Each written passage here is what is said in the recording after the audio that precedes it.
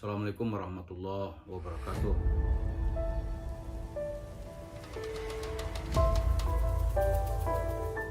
Para pemirsa, salah satu jurusan Yusuf Mansur untuk menyelamatkan diri itu adalah mendatangi para habib, para ulama, bahkan nanti datang ke Yaman sana, ke Tarim kalau nggak salah namanya. Dari sana nanti memberikan pesan-pesan seolah-olah dia itu sebagai seorang yang benar dan terbebas dari tanggung jawab.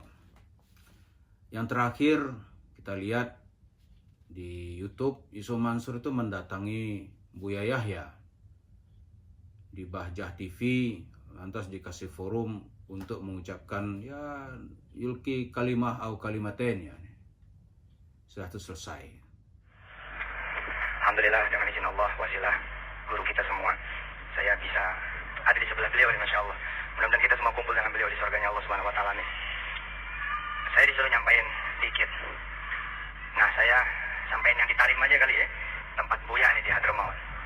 Rasulullah SAW pernah bersabda, dan saya ketemu prakteknya itu di Tarim.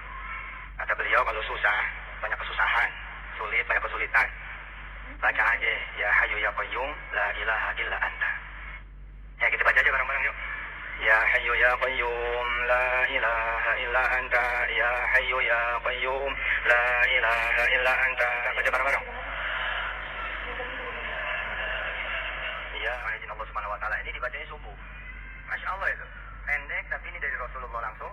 Nah, penjelasannya dari guru kita. Bismillah. Dari saya cukup sekian. Assalamualaikum warahmatullahi wabarakatuh. Terima kasih. Jadi begini, kalau bicara tentang amalan dari baginda Nabi, tadi disebutkan misalnya punya segala permasalahan dan sebagainya, Allah akan mudahkan. Cara Allah memudahkan itu macam-macam cara.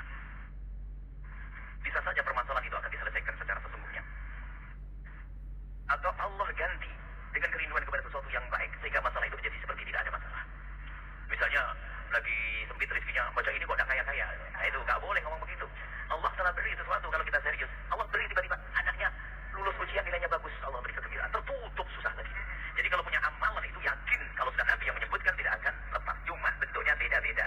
Sebab kita itu kadang picik, sempit cara pandang. Kalau kita minta itu kadang-kadang yang sepele-sepele. Toko gede, kan gitu ya. Coba itu, toko gede, apanya usaha lancar, ini saja. Ada hal yang lebih penting dari itu, kita tidak pernah minta. Allah Alaihi Wasallam, Rabbana atina fid dunya hasanah wa fil akhirati hasanah wa qina adzabannar. Wa sallallahu ala sayyidina Muhammadin wa ala alihi wa sahbihi wasallam. Amin. Kalau doa sih udah ya, kabul. Sekarang tinggal kita ini apa, mantepin niat dari lintasan kebaikan tadi. Coba handphonenya dibuka, dicatat tadi nomor rekeningnya. Ini untuk menunjukkan kekuatan niat. Dicatat kayak masukin nomor kontak 751 444 3388. Ayo catat. Kita niat nih misalkan 1 juta, ntar pasti nyampe. Niat 10 juta, ntar pasti nyampe. 100 juta, ntar pasti nyampe. Rp1.000 pun nyampe itu insyaallah. Ya ditulis mudah, catat 751 444 3388. Yang satu yang buat operasional 751 2222 058. Itu disimpan, dicatat betul. Nanti sewaya-waya sewaktu-waktu gitu. Nah, niat kita hari ini insyaallah mudah-mudahan bisa menyenangkan juga guru kita dan nyampe kepada Allah Subhanahu Wa Taala. Qabul insyaallah doanya Buya. Al-Fatihah.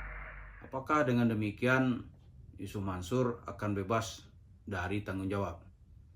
Artinya orang-orang yang sekarang mengejarnya sebagai korban-korban investasinya akan berhenti gitu.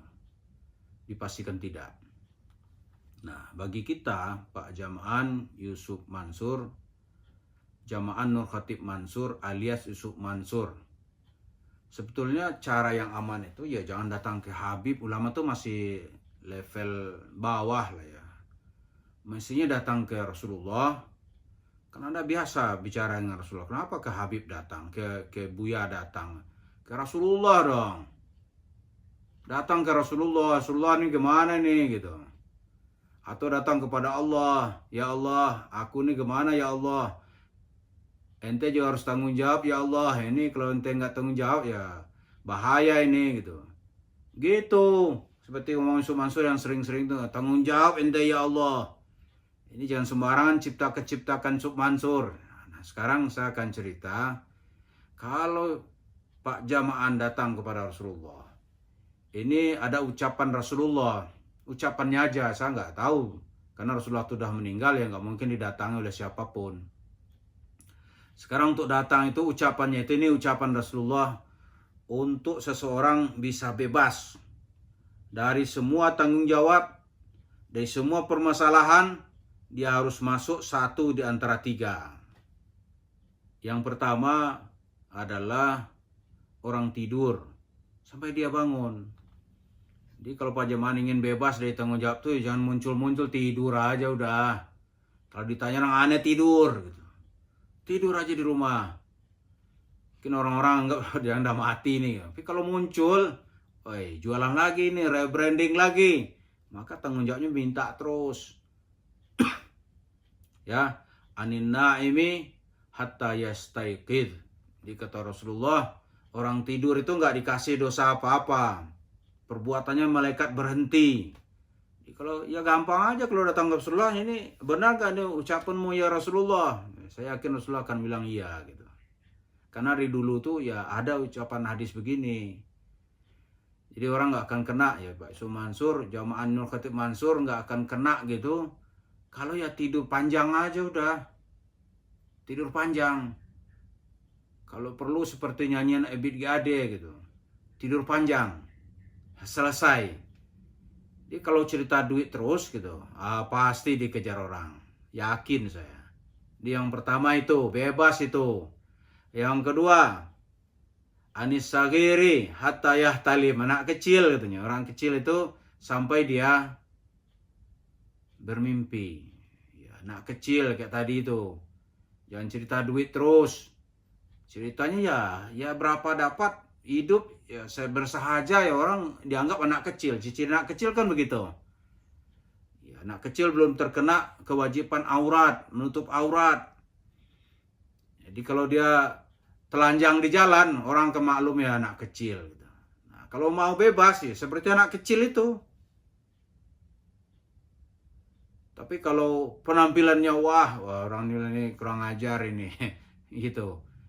Jadi Rasulullah akan bilang, Cuk, kamu tuh kalau perlu seperti anak kecil terus gitu. Maka nggak akan ada tanggung jawab. Yang ketiga, anil majununi. Ini kata Rasulullah. Anil majununi hatta ya'qila. Orang gila sampai dia itu akalnya kembali waras. Jadi kalau kita balikkan, kalau Pak Jaman mau bebas dari tanggung jawab ini, ya jadi orang gila aja. Gitu kan? Sesekali jadi orang gila, cobalah sebulan gila dulu, tapi gila benaran ya. Sebulan orang kali, oh gila ternyata ini gitu. Oh udah gila dia gitu. Oh efek ini sudah berjalan gitu. Maka tekanan kan kurang.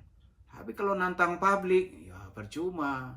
Jadi Tuhan akan bilang, Cuk, doa ente aneh kabulin. Cara gimana? Gila ente gitu. Jadi kalau lagi ceramah, kalau perlu lemparin jasnya, lemparin celananya gitu. Udah, benar-benar gila ini. Nanti satpam tangkap gitu. Kalau satpam tangkap, aneh nggak gila, aneh lagi tadi berenang gitu. Nah, misalnya begitu ya. Jadi anil majununi hatta ya'qila. Itu orang gila sampai dia akalnya waras. Nah jadi ada 3 poin Pak Jaman mau masuk dari mana gitu. 1 dari 3 ini, kedua-duanya atau ketiga-tiganya. Yang pertama tidur terus. Ya kan? Anin naimi hatta yastaiqiz. Orang tidur, ya Pak Jaman tidur aja terus gitu. Kalau tidur terus, ya bagaimana orang juga nggak mau bicara sama orang tidur. Gimana bicara sama orang tidur? Yang kedua, itu jadi anak kecil gitu. Jangan lagi mengarang-arang cerita, membuat hal yang enggak, itu nggak akan bebas dari tanggung jawab. Yang ketiga itu gila. Jadi orang gila aja. Kalau jadi orang gila, pengadilan pun nggak berani menyidangkan. Karena saat di pengadilan itu akan ditanya, apakah Anda dalam keadaan sehat? Kalau dilihatnya gila ya dia nggak mau melanjutkan kasusnya gila. Gimana caranya? Dalam cerita perang-perang kemerdekaan banyak sekali itu. Ditangkap oleh Belanda, begitu ditahan 2 hari, ngomongnya ngaco gitu. Gimana proses ini? Ternyata dia benar-benar gila. Ketangkapnya orang gila gitu. Komandannya marah-marah, kok kamu tangkap orang gila?